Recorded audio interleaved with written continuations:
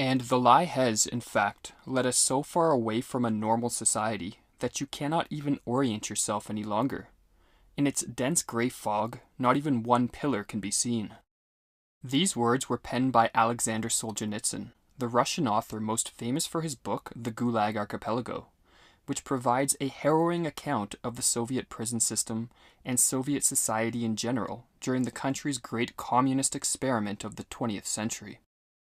Solzhenitsyn spent nearly a decade in prison camps for criticizing Stalin in a series of letters he wrote to a friend while he was fighting for the Soviet Red Army during World War II.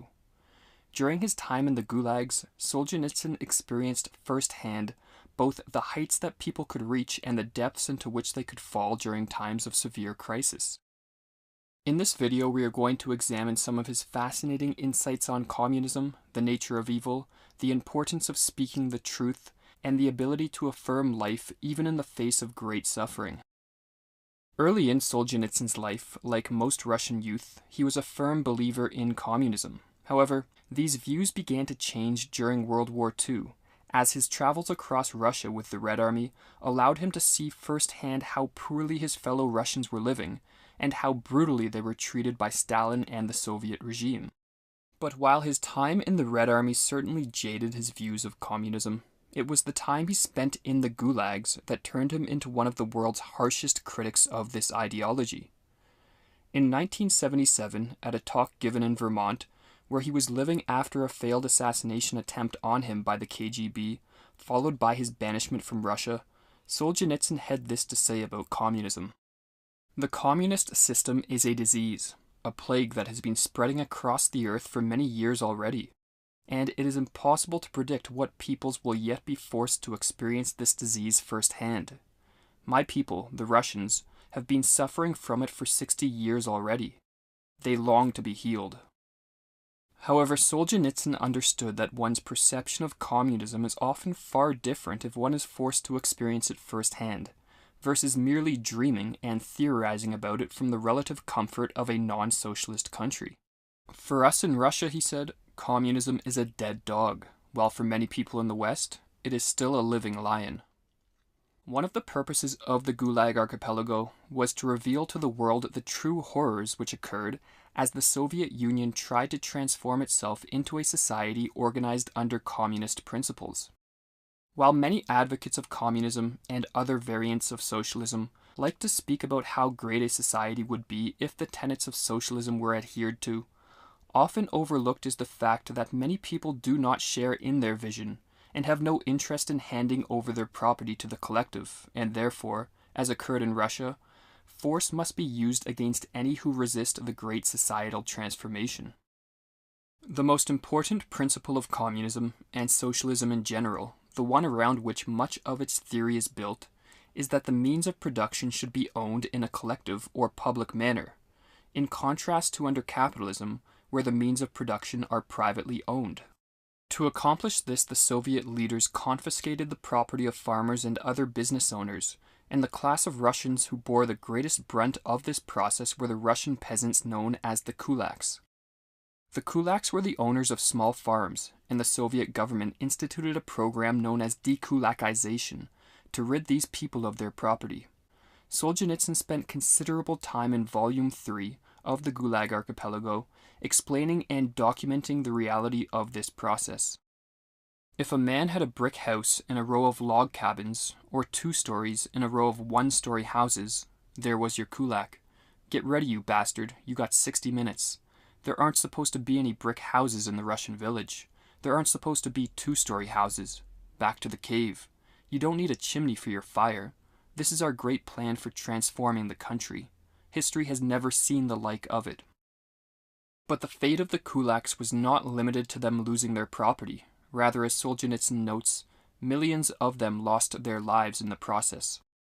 After having their property confiscated, many were forcibly driven into the harsh Russian wilderness and left to fend for themselves. Solzhenitsyn describes an infamous incident in which 10,000 families, or approximately 60,000 people, were driven from their homes and forced to settle on marshland during the harsh Russian winter. No food or tools were left for them. The roads were impassable, and there was no way through to the world outside except for 2 brushwood paths. Machine gunners manned barriers on both paths and let no one through from the death camp. They started dying like flies. Desperate people came out to the barriers begging to be let through, and were shot on the spot. They died off, every one of them. There's no other way to build the new society. But for some kulaks, being driven into the wilderness turned out far better than having to live in Soviet society. For having been left in remote areas to die, they were freed from the dire conditions imposed on them by communist rule. It sometimes happened, Solzhenitsyn wrote, that they transported ex-kulaks out into the tundra or the taiga, let them loose, and forgot about them. Why keep count when you'd taken them there to die? Now that the mysteriously wise leaders had dismissed them, without horses, without plows, without fishing tackle, without guns, this hard-working and stubborn race of men, armed perhaps with a few axes and shovels, began the hopeless fight for life, in conditions scarcely easier than in the Stone Age. And in defiance of the economic laws of socialism, some of the settlements not only survived, but became rich and vigorous. The things that could have been done with such people, if they had been allowed to live and develop freely. While the kulaks experienced a brutal fate, they were not alone in experiencing the destruction which accompanied the Soviets' attempt to transform Russia into a communist paradise. Rather, when all was said and done, tens of millions of people perished under communist rule, and Solzhenitsyn's first-hand experience of this made him acutely interested in the nature of evil. In his reflections on evil in the Gulag Archipelago, Solzhenitsyn emphasized that all people are capable of evil, and that often evil is committed because those involved ignorantly believe themselves to be wholly and unmistakably on the side of good. Gradually it was disclosed to me, Solzhenitsyn wrote, that the line separating good and evil passes not through states, not between classes, not between political parties either, but right through every human heart, and through all human hearts. This line shifts. Inside us, it oscillates with the years. And even within hearts overwhelmed by evil, one small bridgehead of good is retained. And even in the best of all hearts, there remains an unuprooted small corner of evil. It is impossible to expel evil from the world in its entirety, but it is possible to constrict it within each person. Solzhenitsyn stressed that the reason many people are unaware that they are complicit in acts of evil doing is because dogmatic adherence to an ideology provides them with justifications and excuses for their actions. For example, adherence to the communist ideology, which promises a coming utopia by disallowing people to privately own the means of production, allows its adherents to mask evil actions in a false cloak of good. Or as Solzhenitsyn put it, ideology, that is what gives evil doing its long-sought justification, and gives the evil-doer the necessary steadfastness and determination.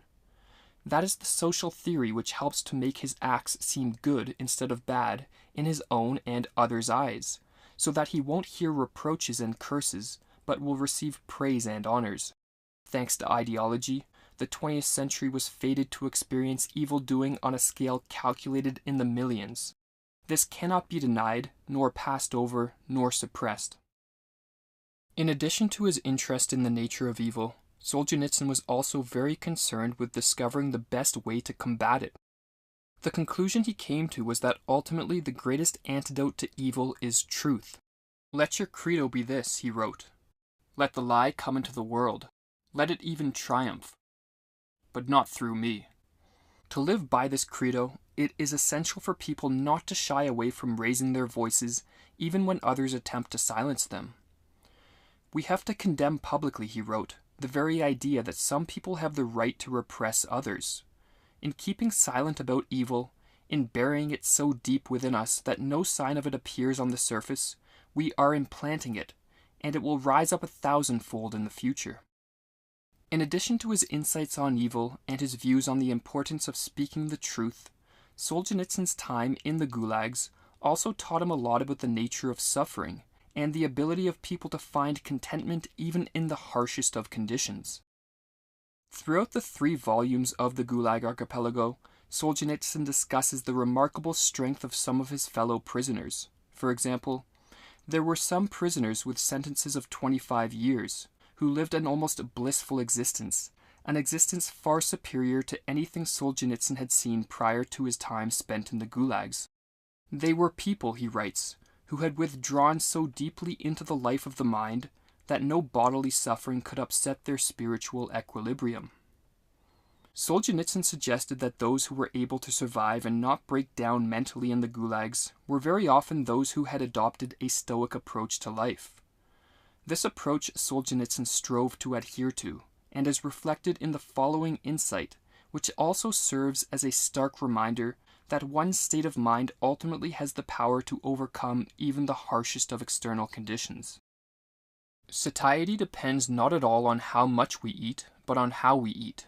It's the same with happiness, the very same. Happiness doesn't depend on how many external blessings we have snatched from life. It depends only on our attitude toward them. There's a saying about it in the Taoist ethic. Whoever is capable of contentment will always be satisfied.